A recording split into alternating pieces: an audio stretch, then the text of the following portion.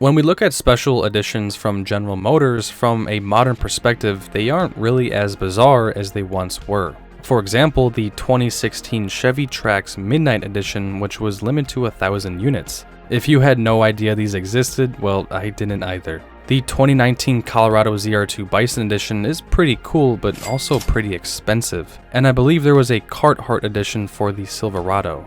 The packages or additions or trims from the past felt like there was maybe more thought put into them, or they just look more interesting as time goes on. This isn't my first time making a video on this topic. Feel free to check out my other videos. I will say though, the further you go on my channel, the worse the quality is. Let me remind you that these special or bizarre editions don't strictly mean a different paint job. I purposely wanted to avoid from making a list like that. Also, the way I'll present these editions will go from the oldest to the newest, so if you don't care for the modern stuff or vice versa, there you go. With all of that said, I do sure hope you enjoyed this week's video. If you want to see more videos like this but from other companies, be sure to like the video so I know.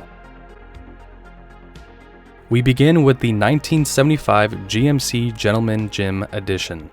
To be completely transparent, I wanted this week's video to be on how trucks have become more and more luxurious over the years. It's going to be a long video and I need more time. The reason why I bring this up is because this is one of those oddballs that showcased a luxury truck during a time when most consumers bought trucks for work and not a Sunday cruise to the country club. These trucks were as luxurious as some of the personal luxury coupes at the time. Wood grain trim, vinyl or cloth bucket seats, air conditioning, radio, carpeting, a center console, padded armrests, power steering, and brakes. These amenities were super rare to find in any truck. Most trucks around this time didn't have AC, as most did not opt in for it as it had nothing to do with work. The same applies to those other add-ons. That's not to say that this was a completely new innovation. These options did exist, just no one needed them. To add, these were only offered with GM's turbo-hydromatic automatic transmission. Again, most trucks were universally offered with a manual. These trucks were based on the C10 long bed. If my knowledge is correct, C meant rear wheel and K meant four wheel. My truck knowledge is rather lackluster. Notice how I said long bed though. I'm not saying these trucks couldn't be put to work, because they can, but I can't see ranchers, construction companies, or oil industries utilizing a Gentleman Jim for work. It really wouldn't make any sense. The center console is what prompted the name. At the time, it was common to have your lady sit in the middle of the seat. Now there was a barrier between you and your date, hence being a gentleman. Now, I don't know how true this is based on what someone said in a forum, but it makes some sense. Looking at the exterior of this truck, we have this awesome black and gold color scheme going on, along with having rally wheels, a metallic painted gold grille, upper and lower body side moldings, distinctive signature on each quarter panel. Another truck that was similar to this was the Bo James Edition. That too was only offered for the 1975 model year. During the time, both of these editions were pretty expensive and the segment of luxury trucks wasn't as popular as it is today. 1980 Oldsmobile 442 W30 with just 886 produced. The 442 name dates back to 1964 and ran until 1980. 4-barrel carburetor, 4-speed manual, and dual exhaust.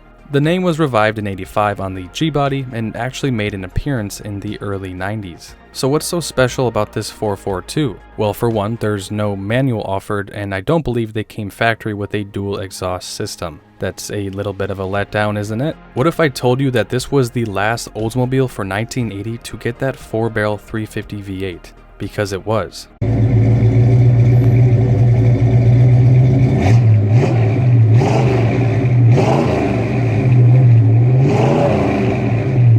It makes this list because to still have this as an option come 1980 is very shocking, as everything was being downsized and detuned. The Pontiac Firebird didn't offer this much displacement. They were actually pushing the use of turbos. The same can be said for what was happening over at Ford. The Cobras during this time used a turbo as well. Another interesting aspect of these was the fact that they actually increased in power from the prior years. The 78 and 79 with the 305, which was the biggest engine offered, made around 160 horsepower. These on the other hand made 170. Now that's not much of a change given the size difference in these two motors, but again everything else was being detuned.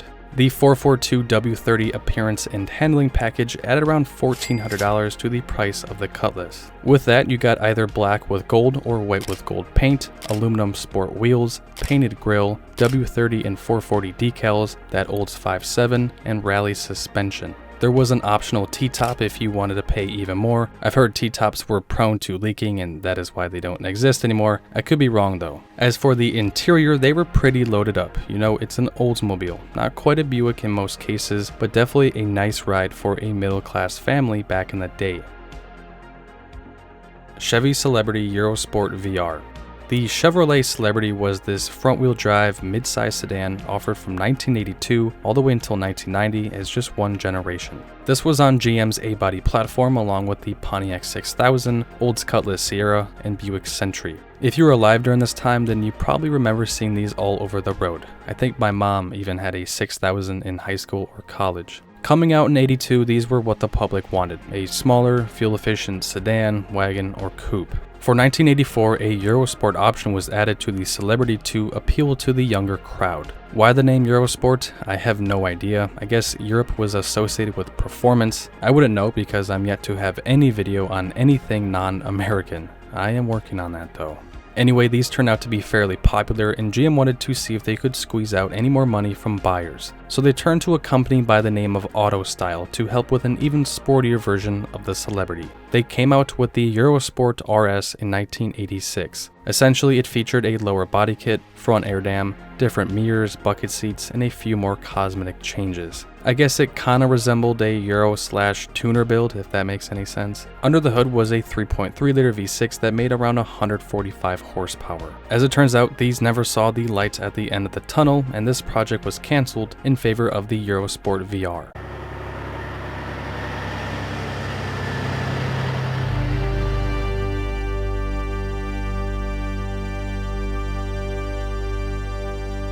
In a world of conformity, it is often the unique that stands out. The Eurosport VR by AutoStyle Cars has created a definition for individuality and innovation. The VR fulfills the desires of the driver who wants something extra. This package or edition was only offered for 2 model years, 1987 and 1988. The total cost for this was around $3,500. That's almost $10,000 in today's money.